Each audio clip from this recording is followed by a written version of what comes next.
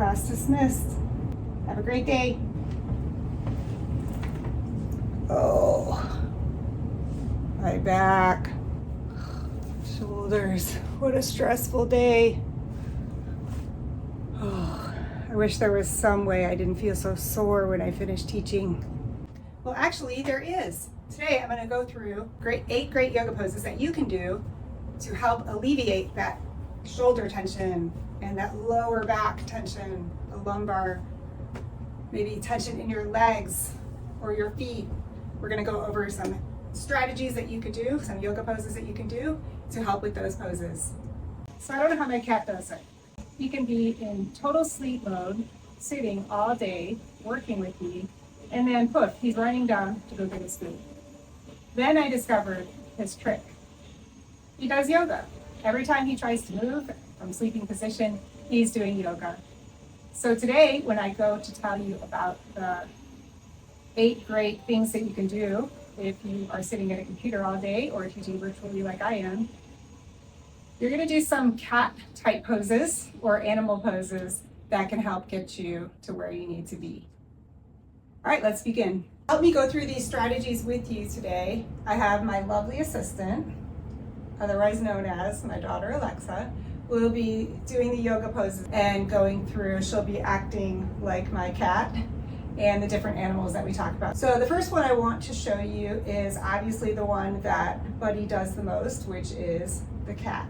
Tabletop position. You'll have your hands forward on the ground. Spread your fingertips out a little bit to make sure that all of your phalanges are touching the ground. As you go from tabletop position, you're going to flex your spine so that it is expanding upwards as the cat would do. So your spine is going to go in the air, head is going down, using that trapezius muscle right here to keep you steady as you go into cat mode. And be sure you inhale to our next strategy, which is the cow pose. So you'll go and extend your spine this time back to tabletop as you raise your head looking forward and going into your cow. And exhaling as you go back to cat.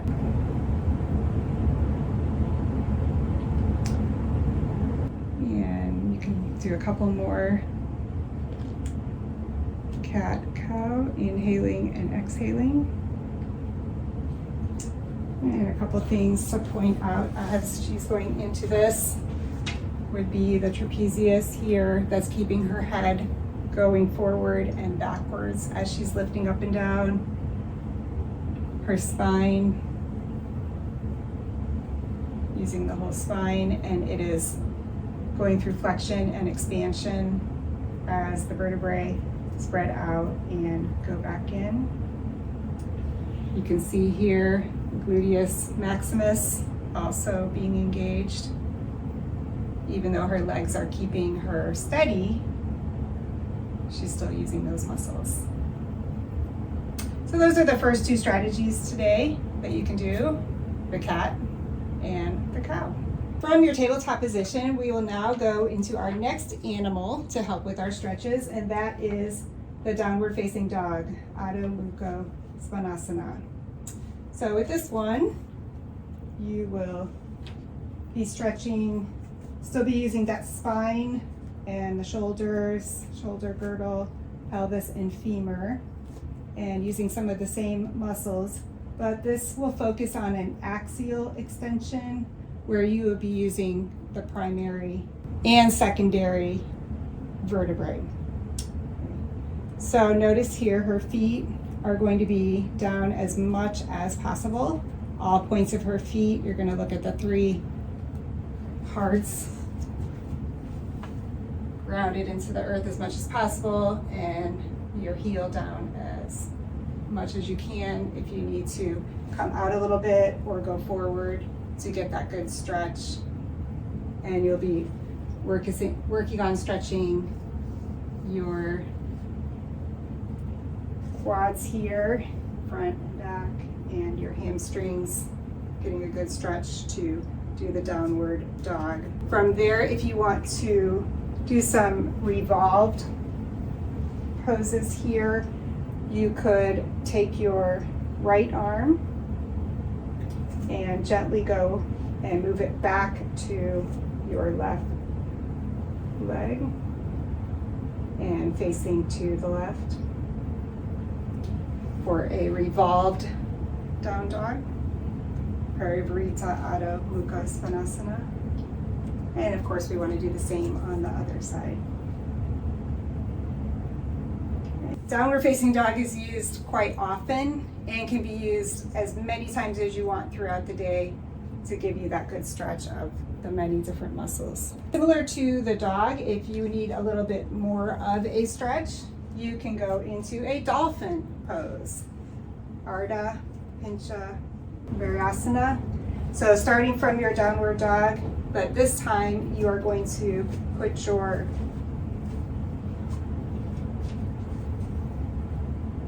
arms down, so flexing your elbow here in that 90-degree angle and having your inner arms down flat on the ground will give you your stretch, and you can put your head down so that you're looking at the back of your legs to your feet, and your head can even touch the ground to give you a little more support.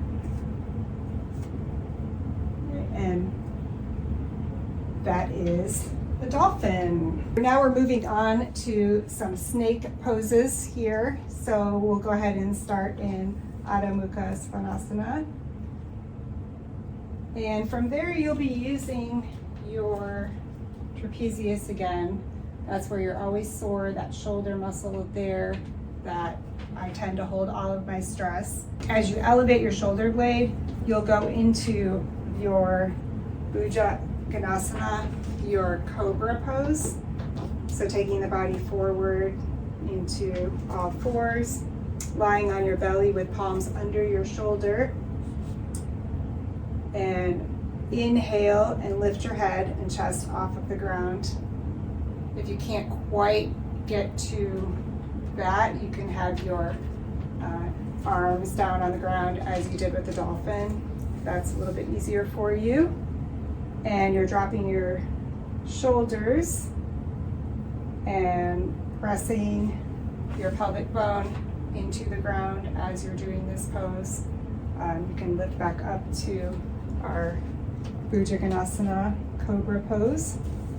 And let's take a look at some of the muscles that you're using here with this pose.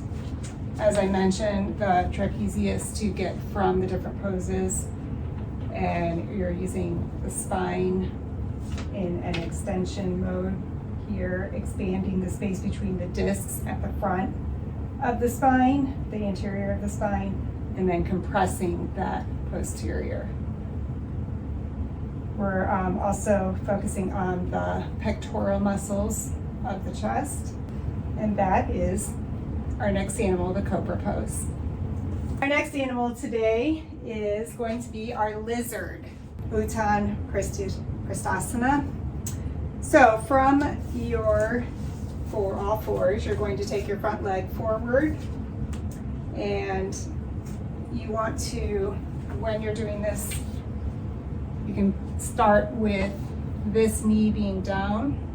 You can put a blanket, if you're having some knee issues, you can put a blanket under your knee to protect it a little bit. And this front knee, you want to make sure is going to be proximal to that midline. So moving it in, you don't want to move it out and risk injury to those ligaments in there. So proximal as much as possible to your body. And then your forearms, are going to be down on the ground again for this activity. And this one's going to be a little bit more advanced. If you want to take it even further and go to your active, you can lift up this. You can also put a block underneath it or a bolster it to get that better stretch. From this side, you're going to go ahead and take that front leg back on all fours, and this time switch legs, bringing your left leg forward, bending at the knee, and if you are in active lizard and need a little bit of support back here, this is where you could go ahead and put that block there. We need to put it down a little bit so that it's not irritating that knee there. And that is the Uttan Kristasana, the lizard. Next animal that we're going to do today is the eagle. So we're getting into the bird category with Garudasana, the eagle pose. So with this one, I have Alexa standing in Tadasana, and as she is in Tadasana, we want to make sure that her feet are going to be grounded at all 3 points. So we want to do right below her toe, to the side of her pinky, and then in the back of the heel. So you have all 3 evenly distributed. You can spread out your toes, and spine is nice and straight in the back. I'm going to have you turn just a little bit that way.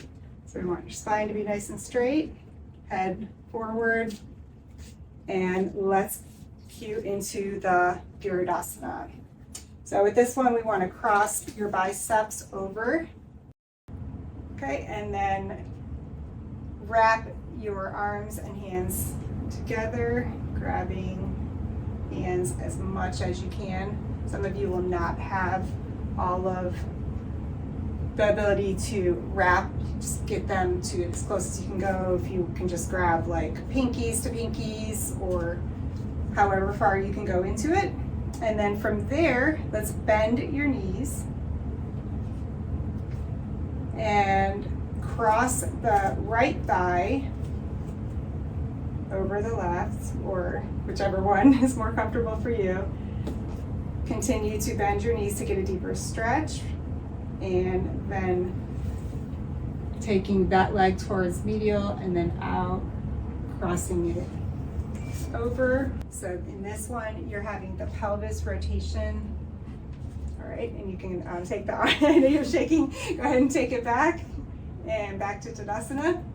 This time doing the other side. So we're going to cross our arms, our biceps opposite, and putting your hands together, and feet are bent, and putting that right leg towards the midline, and then twisting that pelvis around.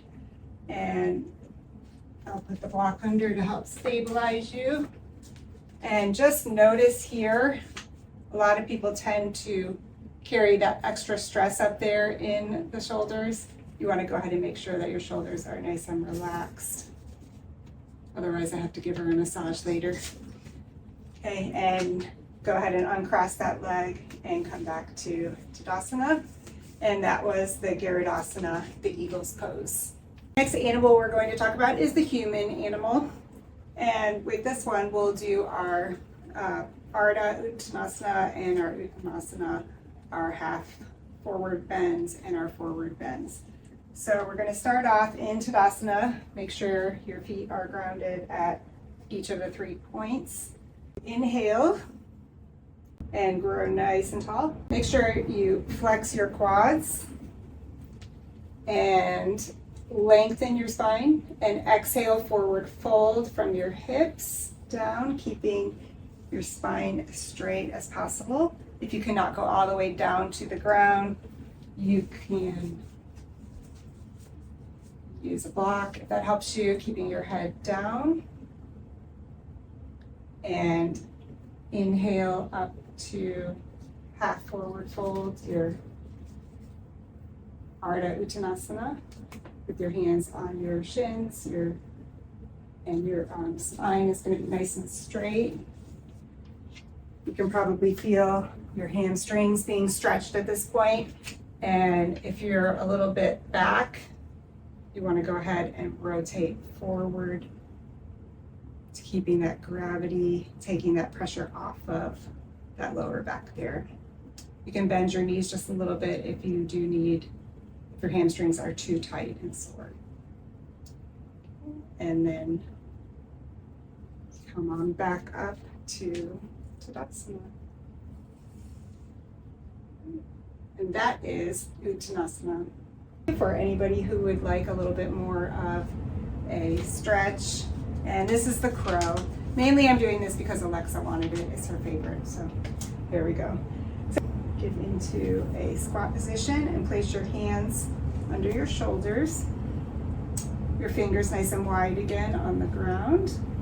And then as you lift your hips and bend your knees, you're going to raise your heels and you're going to rest your knees gently on your tricep area. That is the crow. Have fun with that one, friends. So we've talked about all of the different bones and muscles that are definitely hurting after sitting for long periods of time, and giving you some great stretches that you can do as you stand up. Just like my kitty buddy, you would go ahead and do those stretches each time you get up to keep those muscles nice and loose. The one that you can't really do a stretch for on your own, but something I do want to point out, is if you are on your feet for a long time, your plantar fascia on the bottom of your feet are going to get sore, and you don't want to end up with plantar fasciitis where it is swollen and inflamed and painful. So a couple things, if you are a teacher, sometimes you might need this, but not during class time, of course. But you could always use this to help stretch out the plantar fascia, putting it on the ground and rolling it, taking your feet and rolling your feet on the bottle. Okay. I do not recommend that you do that with a carbonated beverage. However, if you don't have beer or wine at home, a water bottle, keep one frozen, because a water bottle helps the inflammation for your plantar fascia. So having that water bottle. If you don't have any of those, a rolling pin always works as well too. So thank you for joining me for our 8 strategies that you can use when you are sitting or standing for long periods of time, working at a computer, desk, or teaching in a classroom. Thank you, Alexa, for joining us today for our How to Act Like a Cat tutorial.